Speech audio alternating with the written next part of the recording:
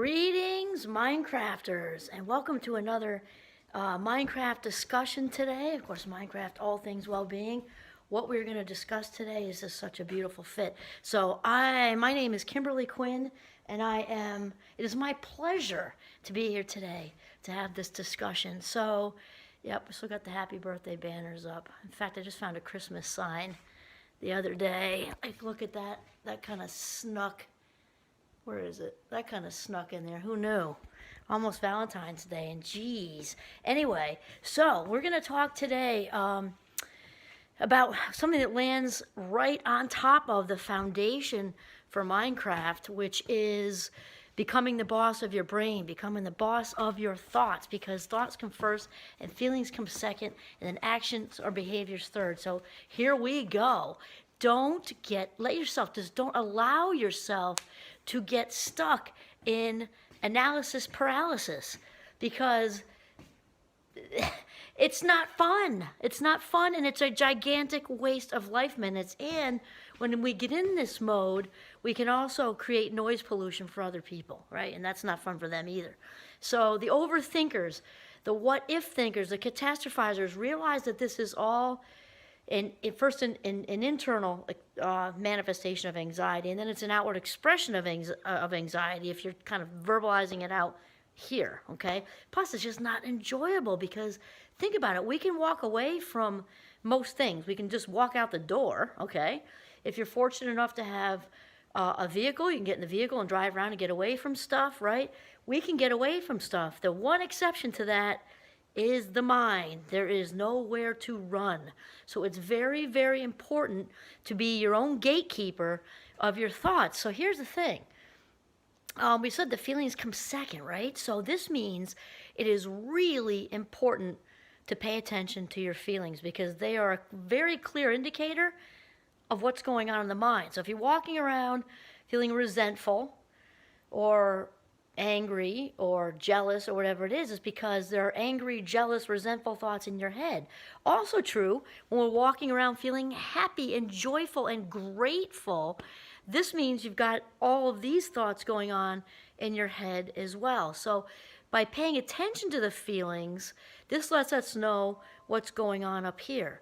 So typically, when we're not all wrapped up in our thoughts, okay, we are walking around relatively positively and relatively positively. Anyway, and it's sort of like a serene, peaceful state. It's when we get wrapped up in this over seriousness, taking life too seriously, taking ourselves too seriously, allowing, because that is the word, is allowing these thoughts to come into our minds and take over. So the analysis paralysis thing can very much be avoided. And people often say, oh, you don't understand me. I have it all comes down to choice. It really does, even for those who have something extra to deal with, right?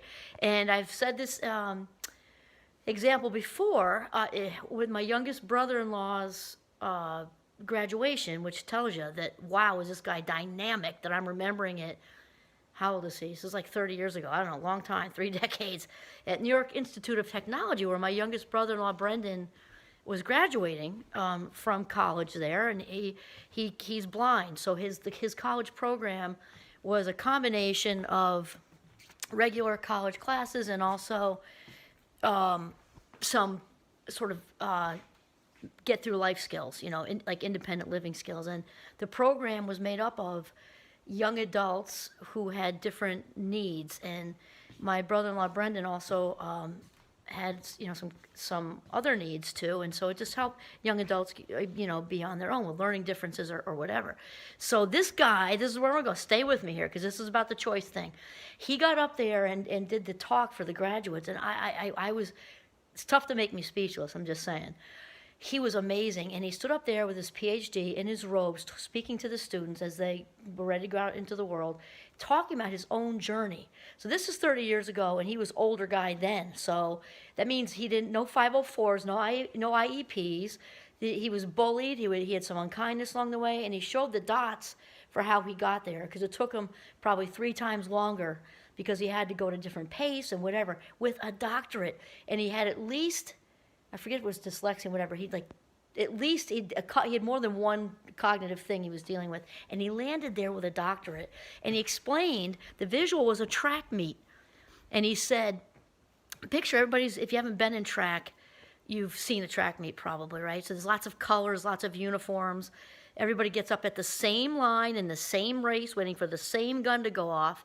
And he said, it was like I was standing there with, you got the pack of beastly runners that are just, will be out in front quickly. You've got the whole middle pack, which is most of us. And then you've got the pack behind that's maybe just trying to stay in shape or in for the social reasons or whatever, right? So he says, here I am standing up there with my uniform on, figuratively speaking or metaphorically speaking, with a 25-pound weight belt no one else can see. Yet we're all in the same race, the same guns going off. I just have to work 10 times harder than other people to get to the same place. So it is, okay, when anybody's got something extra to deal with, isn't that a fantastic visual? Oh my gosh, I've been using that for years.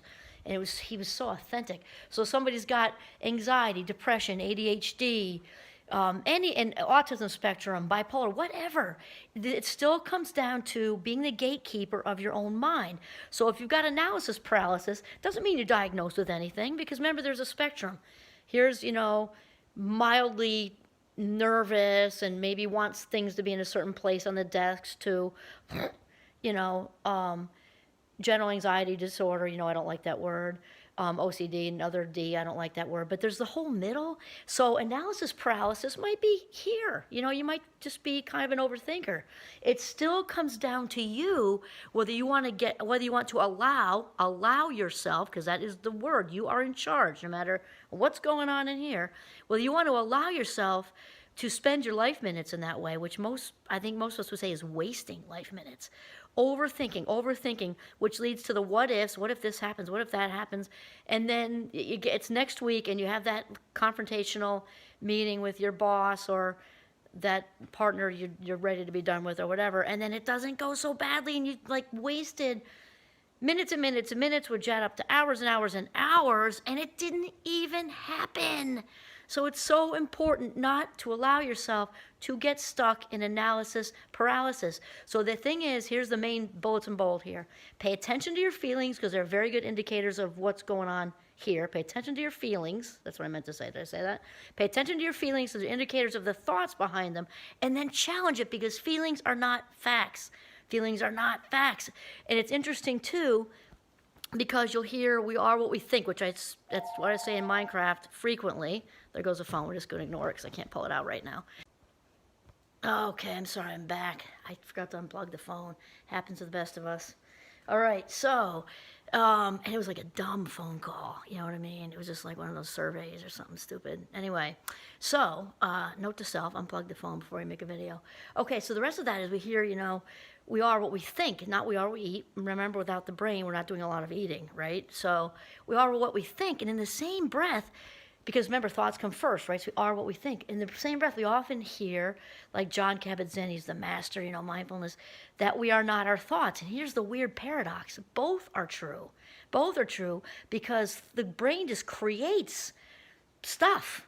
And it's floating around, and we call it the monkey mind, where it's racy. And it's so important to not identify with our thoughts. So that's the one paradox, because it's just not factual. It's just, being created, and the thoughts are just flying around all over the place.